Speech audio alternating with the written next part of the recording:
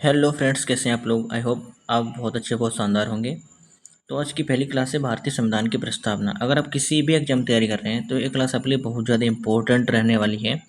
तो क्लास को बिल्कुल एंड तक देखना है। तो इसी में सब कुछ कवर करवा दूंगा। तो क्लास बिना रुके स्टार्ट करते हैं। टॉपिक है भारतीय संविधान की प्रस्तावना।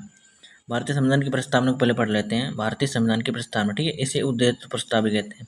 हम भारत के लोग भारत को एक संपूर्ण प्रभुत्व संपन्न समाजवादी पंथनिरपेक्ष लोकतंत्रात्मक गणराज्य बनाने के लिए तथा उसके समस्त नागरिकों को सामाजिक, आर्थिक और राजनीतिक न्याय, विचार, अभिव्यक्ति, विश्वास, धर्म और उपासना की स्वतंत्रता, प्रतिष्ठा और अवसर की समता प्राप्त करने के लिए तथा उन सब में व्यक्ति की गरिमा और राष्ट्र की एकता और अखंडता को सुनिश्चित करने वाली बंधुता को बढ़ावा देने के लिए दृढ़ संकल्प होकर अपनी इस राष्ट्र संविधान सभा में आज तारीख 26 नवंबर मिति मार्ग शुक्ल सप्तमी संवत द्वितीय सहस्त्र 95 को एततु द्वारा इस संविधान को अंगीकृत, अधिनियमित और आत्मर्पित करते हैं। ठीक है, तो आगे बढ़ते हैं। प्रस्तावना क्या है, यहाँ से प्रस्तावना स्टार्ट होती है। प्रस्तावना है क्या, आखिर क्या है। तो पहला है इसका नाम, यहाँ से प्रस्तावना क्या है। तो प्रस्तावना, ठीक है, प्रस्तावना को संविधान का क्या कहते हैं, परिचय पत्र कहते हैं। परिचय पत्र कहते हैं। यह संविधान के उद्देश्य, आदर्श और संविधान निर्माताओं की सोच को व्यक्त करती है। ठीक है, इसीलिए इसे संविधान की आत्मा, संविधान की कुंजी और इसे संविधान का दर्पण भी कहा जाता है। ठीक है, इसके आगे बढ़ते हैं। उद्देश्य प्रस्ताव, संविधान सभा को उद्देश्य प्रस्ताव मतलब संविधान सभा को नहीं, मतलब जो हमारी प्रस्तावना है इसे उद्देश्य प्रस्ताव। सबसे पहले उद्देश्य प्रस्ताव आया था पंडित जवाहरलाल नेहरू, 13 दिसंबर 1946 को पंडित जवाहरलाल नेहरू द्वारा संविधान सभा में उद्देश्य प्रस्ताव प्रस्तुत किया गया। ठीक है, इसे 22 जनवरी 1947 को संविधान सभा ने स्वीकार किया। स्वीकार करने के बाद इसे उद्देश्य प्रस्ताव के आधार पर भारतीय संविधान की प्रस्तावना बनाई गई। ठीक है, परीक्षा के लिए तथ्य क्या हो जाएंगे। प्रस्तुत कब किया गया, प्रस्तुत किया गया 13 दिसंबर 1946 में। स्वीकृत कब किया गया, 22 जनवरी 1947 में। आगे बढ़ते हैं। इसका हो जाएगा जो मूल संस्करण है इसका, हिंदी में मूल संस्करण मतलब अंग्रेजी में सबसे पहले किसने लिखा है, तो प्रेम बिहारी नारायण राजादा ने। प्रस्तावना को सबसे पहले अंग्रेजी में किसने लिखा है, प्रेम बिहारी नारायण राजादा ने। और हिंदी में किसने लिखा है, वसंत कृष्ण वेद ने लिखा है। संविधान पर जो अलंकरण मतलब सजावट किसने करी है, भारतीय प्रस्तावना पर जो अलंकरण किसने करा है, नंदलाल बोस और राम मनोहर सिंह ने। आगे बढ़ते हैं। प्रस्तावना में संशोधन, प्रस्तावना में अब तक केवल एक बार संशोधन हो चुका है। कितनी, एक बार। कौन सा संशोधन, 42वां संविधान संशोधन 1976 में हुआ है। केवल एक बार। एक एग्जाम में क्वेश्चन आया हुआ है कि प्रस्तावना में संशोधन कितनी बार हो चुका है, एक बार हो चुका है सिर्फ। आगे बढ़ते हैं। जब संशोधन हुआ था, 42वां संविधान संशोधन 1976 में जब हुआ था, तब 3 शब्द जोड़े गए, समाजवादी, पंथनिरपेक्ष, अखंडता। आगे बढ़ते हैं। याद रखें, पहले राष्ट्र की एकता था, अब राष्ट्र की एकता और अखंडता है। प्रस्तावना के प्रमुख शब्द क्या हो जाएंगे, संपूर्ण, सब पहला है संपूर्ण प्रभुत्व संपन्न। संपूर्ण प्रभुत्व संपन्न क्या होता है, हम भारत आंतरिक और बाहरी दोनों मामलों से पूर्ण स्वतंत्र है। कोई भी विदेशी शक्ति भारत पर शासन नहीं कर सकती। ये इंपॉर्टेंट क्वेश्चन है, पुलिस में आया था ये क्वेश्चन। प्रभुत्व संपन्न का अर्थ क्या है, इसका ये पूछा था। अब सेकेंड क्या हो जाएगा, समाजवादी। समाजवादी क्या होते हैं, समाजवादी 42वें संविधान संशोधन 1976 में जोड़ा गया शब्द है। अर्थ क्या हो जाएगा, इसे आर्थिक समानता, सामाजिक न्याय, अमीर और गरीब के बीच असमानता कम करना, कल्याणकारी राज्य की स्थापना करना, इसका उद्देश्य है समाजवादी का। आगे बढ़ जाते हैं। अब पंथ निरपेक्ष, तीसरा शब्द है पंथ निरपेक्ष। पंथ निरपेक्ष क्या होता है, इसे 42वें संविधान संशोधन 1976 में द्वारा जोड़ा गया। इसका अर्थ क्या होता है, अर्थ होता है राज्य का कोई अपना धर्म नहीं होता है।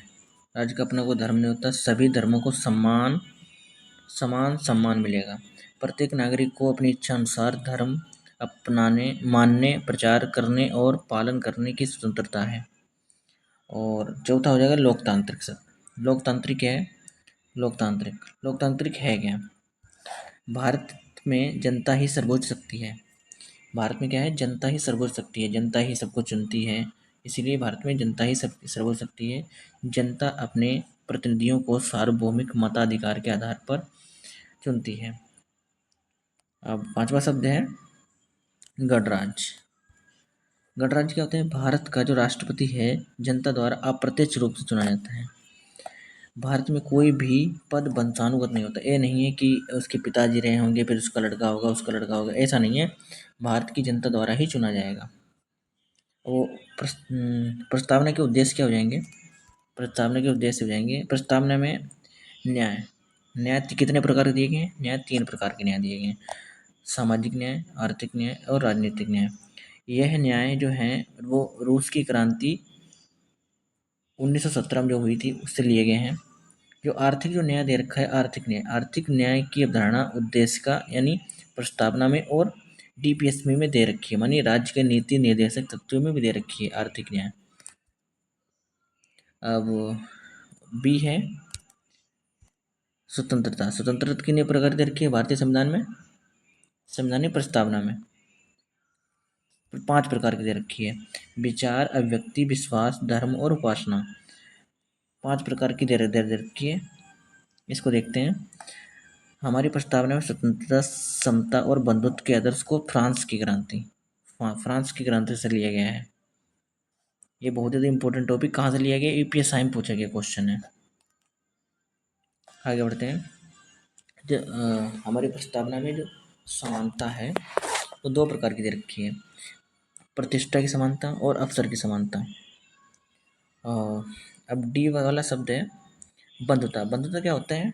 बंधुता जो होता है, बंधुता का उद्देश्य क्या होता है? व्यक्ति की गरिमा बनाए रखना और राष्ट्र की एकता और एवं अखंडता को सुनिश्चित करना, इसका उद्देश्य होता है। आगे बढ़ते हैं। जो प्रस्तावना है हमारी, जिसे उद्देश्य का भी कहते हैं, इसको कब अपनाया गया है? अंगीकृत कहते हैं, अंगीकृत कहते हैं 26 नवंबर 1949 को। अधिनियमित 26 नवंबर 1949 को। आत्मर्पित कब किया गया? 26 नवंबर 1949 को। ठीक है, ये दोनों तीनों शब्द एक ही हैं, या कह लो अंगीकृत करना, अधिनियमित करना और आत्मर्पित करना एक ही बात है। इसे 26 नवंबर 1949 को किया गया है। अब आगे बढ़ते हैं। अब कहा जाए भारतीय संविधान की प्रस्तावना को कब लागू किया गया है? इसे 26 नवंबर 1949 को लागू किया गया है। अब दार्शनिकों, जो भारतीय जो प्रस्तावना है इस पे दार्शनिक जो हैं उनके क्या विचार हैं, इसको देखते हैं। देखो के एम मुंशी जो है, यहाँ पे गलत लिख गया है, यहाँ पे हो जाएगा के एम मुंशी ने जो भारतीय जो प्रस्तावना को राजनीतिक जन्म पत्रिका है। और अर्नेस्ट जो वोकर हैं भारतीय प्रस्तावना को संविधान का कैनोट यानी कुंजी कहा है। आगे देखते हैं। जो एन ए पालके वाला है, संविधान की प्रस्तावना को परिचय पत्र कहा है। जो सुभाष कश्यप हैं, इन्होंने कहा है भारतीय प्रस्तावना को संविधान शरीर है तो प्रस्तावना उसकी आत्मा है। अब जो पंडित ठाकुरदास भार्गव ने संविधान को सबसे सम्मानित भाग व मूल्यवान आभूषण कहा है। जो अल्लादी कृष्ण स्वामी जो अय्यर हैं, प्रस्तावना हमारे दीर्घकालिक सपनों का परिणाम है, इन्होंने कहा है। अब जो प्रस्तावना को भीमराव अम्बेडकर ने कहा है संविधान को एक पवित्र दस्तावेज का है। जो प्रस्तावना है जो संविधान का एक पवित्र दस्तावेज है, ये डॉक्टर भीमराव अम्बेडकर जी ने कहा है। अब आगे देखते हैं। क्या प्रस्तावना संविधान का भाग है? इस पे क्वेश्चन उठाएं। क्या प्रस्तावना संविधान का भाग है? एक क्वेश्चन कई बार पूछा जा चुका है, क्या प्रस्तावना संविधान का भाग है? तो दो केस हुए हैं। बेरूवादी मामला आया था 1960 में। इन्होंने माना है कि सर्वोच्च न्यायालय ने कहा है कि प्रस्तावना संविधान का भाग नहीं है। उसके बाद में केशवानंद भारतीवाद आया। इसमें बताया गया है केशवानंद भारतीवाद 1973 में आया। सर्वोच्च न्यायालय ने निर्णय लिया कि प्रस्तावना संविधान का अभिन्न अंग है तथा संविधान की मूल संरचना को दर्शाता है। आगे देखते हैं महत्वपूर्ण अनुच्छेद क्या हो जाएगा, अनुच्छेद 68 संविधान संशोधन। मतलब अनुच्छेद जो 368 है, इसमें संविधान संशोधन कैसे करते हैं इसमें बताया गया है। आगे देखते हैं अनुच्छेद 394 है, संविधान के कुछ प्रावधान 26 नवंबर 1949 को लागू किए गए हैं और 26 जनवरी 1950 को संपूर्ण संविधान लागू हुआ है। संपूर्ण संविधान लागू हुआ है। और परीक्षा में पूछे जाने वाले तथ्य देख लेते हैं एक बार। परीक्षा में कौन से तथ्य पूछे जाने वाले हैं। प्रस्तावना को संविधान की आत्मा कहा जाता है। ठीक है, प्रस्तावना जो है हमारी, इसको संविधान की आत्मा कहा जाता है। प्रस्तावना का आधार उद्देश्य प्रस्ताव है। ठीक है, अब हो जाएगा उद्देश्य प्रस्ताव कब पेश किया गया, 13 नवंबर 1949, 13 दिसंबर 1946 को। उद्देश्य प्रस्ताव स्वीकृत कब किया गया, जो हमारी जो प्रस्तावना को स्वीकृत कब किया गया, 22 जनवरी 1947 को। आगे देखते हैं प्रस्तावना में हमारी संशोधन कितनी बार हो चुका है, केवल एक बार संशोधन हो चुका है। 42वां संविधान संशोधन कब हुआ था, 1976 में हुआ था। जोड़े गए शब्द कौन से 3 शब्द जोड़े गए थे, सामाजिक, समाजवादी, पंथनिरपेक्ष और अखंडता को। संविधान को कब अंगीकृत किया गया, 26 नवंबर 1949 को। संविधान को कब लागू किया गया, 26 जनवरी 1950 को। केशवानंद भारती बाद 1973 में संविधान को प्रस्तावना को संविधान का भाग माना गया है। अब 30 सेकेंड में रिवीजन देखते हैं। रिवीजन क्या है, इस 13, 22, 42, 26, 26। ठीक है, इसमें क्या हुआ था, 13 दिसंबर 1946 को उद्देश्य प्रस्ताव प्रस्तुत किया गया था और 22 जनवरी 1947 को उद्देश्य प्रस्ताव को स्वीकृत किया गया। 42वां संविधान संशोधन 1976 में 3 शब्द जोड़े गए थे। 3 शब्द कौन कौन से हो जाएंगे, 3 शब्द हो जाएंगे समाजवादी, पंथनिरपेक्ष और अखंडता शब्द जोड़े गए थे। अब 26 नवंबर 1949 को संविधान को अंगीकृत किया गया है और 26 जनवरी 1950 को संविधान को लागू किया गया है। आगे देखते हैं। हाँ, हमारे क्वेश्चन स्टार्ट होते हैं। हमने सारी थ्योरी कर ली है। भारतीय प्रस्तावना में इससे बाहर कुछ भी नहीं रह सकता है, आप देख लेना। आप पहला क्वेश्चन स्टार्ट करते हैं। पहला क्वेश्चन है हमारा, भारतीय संविधान की प्रस्तावना का आधार क्या हो जाएगा। आधार क्या हो जाएगा, उद्देश्य प्रस्ताव जो जो 13 दिसंबर 1946 में पंडित जवाहरलाल नेहरू द्वारा पेश किया गया था, वो भारतीय प्रस्तावना का आधार हो जाएगा। तो सेकेंड आंसर क्वेश्चन हो जाएगा, जो उस उद्देश्य प्रस्ताव संविधान सभा में किसने प्रस्तुत किया गया था। तो अभी मैंने बताया जो उद्देश्य जो प्रस्ताव है भारतीय संविधान सभा में पंडित जवाहरलाल नेहरू द्वारा 13 दिसंबर 1946 को पेश किया गया। तीसरा क्वेश्चन है हमारा, उद्देश्य प्रस्ताव को कब प्रस्तुत किया गया। तो इसका जो राइट हो जाएगा 13 दिसंबर 1946 को, भी ये आंसर इसका राइट हो जाएगा। आगे देखते हैं क्वेश्चन नंबर चौथा है हमारा, उद्देश्य प्रस्ताव को कब स्वीकार किया गया। तो अभी मैंने बताया था उद्देश्य प्रस्ताव को 22 जनवरी 1946 को स्वीकृत किया गया संविधान सभा में। क्वेश्चन नंबर 5 है हमारा, प्रस्तावना में अब तक कितनी बार संशोधन किया गया है। तो इसका जो राइट आंसर है, प्रस्तावना में केवल अभी एक बार संशोधन हुआ है, 42वां संविधान संशोधन 1976 में हुआ है। उसमें 3 शब्द जोड़े गए, समाजवादी, धर्मनिरपेक्ष और अखंडता। क्वेश्चन नंबर 6 है हमारा, प्रस्तावना में संशोधन किस प्रस्तावना में संशोधन किस संविधान संशोधन द्वारा किया गया है। तो इसका जो राइट आंसर हो जाएगा, प्रस्तावना में संशोधन जो है 42वां संविधान संशोधन 1976 में हुआ है। क्वेश्चन नंबर आगे देखते हैं हमारा, क्वेश्चन नंबर 7 है हमारा, 42वां संविधान संशोधन द्वारा प्रस्तावना में कौन सा शब्द नहीं जोड़ा गया था। जो 42वां संविधान संशोधन हुआ था उसमें कौन सा शब्द नहीं जोड़ा गया था, समाजवादी जोड़ा गया, पंथनिरपेक्ष जोड़ा गया, अखंडता जोड़ा गया। लोकतंत्र के ये पहले से ही मूल संविधान में पहले से ही मौजूद था, ये नहीं जोड़ा गया। आगे देखते हैं क्वेश्चन नंबर 8 है हमारा, भारतीय संविधान की प्रस्तावना कब अंगीकृत की गई है। जो भारतीय संविधान की प्रस्तावना है इसे 26 नवंबर 1949 को अंगीकृत किया गया है। तो इसका सी ऑप्शन राइट हो जाएगा। क्वेश्चन नंबर 8 है हमारा, क्वेश्चन नंबर 9 है हमारा, सॉरी, भारतीय संविधान की प्रस्तावना को कब लागू किया गया? तो भारतीय संविधान को कब लागू किया, सॉरी, भारतीय संविधान को 26 जनवरी 1950 को लागू किया गया है। 26 जनवरी को गणतंत्र दिवस मनाया जाता है। क्वेश्चन नंबर 10 है हमारा, भारत प्रस्तावना को संविधान का परिचय पत्र किसने कहा है? तो अभी मैंने ऊपर पढ़ा है, तो प्रस्तावना को परिचय पत्र एन पालकीवाला ने कहा है, तो इसका बी ऑप्शन राइट हो जाएगा। क्वेश्चन नंबर 11 है हमारा, संविधान यदि शरीर है तो प्रस्तावना उसकी आत्मा, यह कथन किसका हो जाएगा? तो इसका जो राइट आंसर हो जाएगा, सुभाष कश्यप ने कहा है कि संविधान शरीर है तो प्रस्तावना उसकी आत्मा, तो इसका ये ऑप्शन राइट हो जाएगा।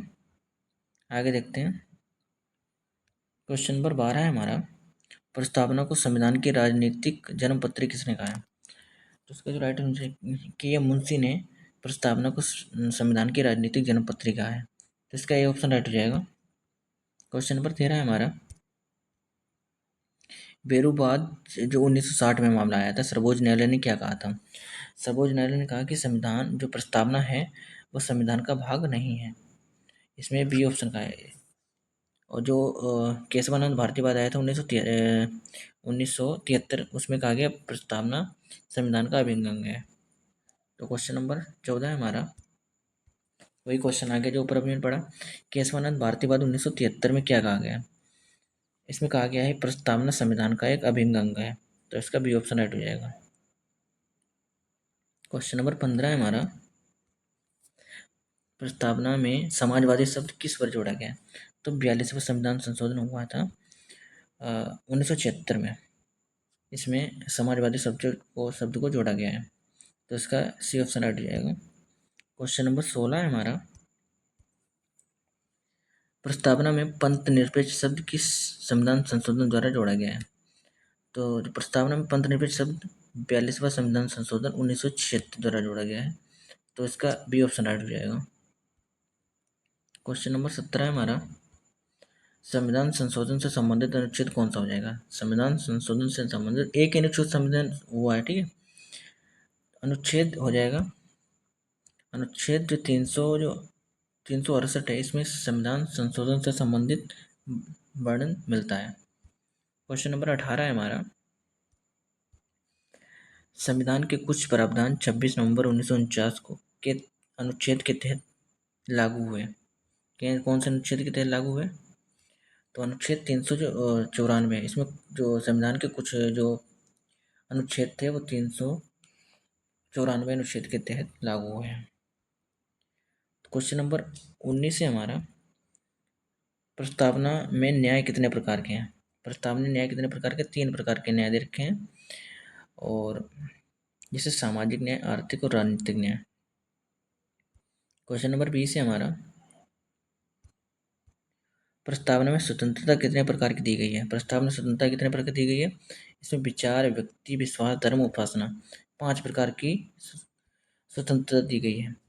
तो इतने थे हमारे क्वेश्चन। तो कैसी लगी आपको क्लास हमारी, कमेंट बॉक्स में ज़रूर बताएं।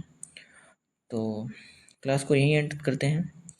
आपको क्लास कैसी लगी कमेंट सेक्शन में ज़रूर बताना है। Thank you, bye bye.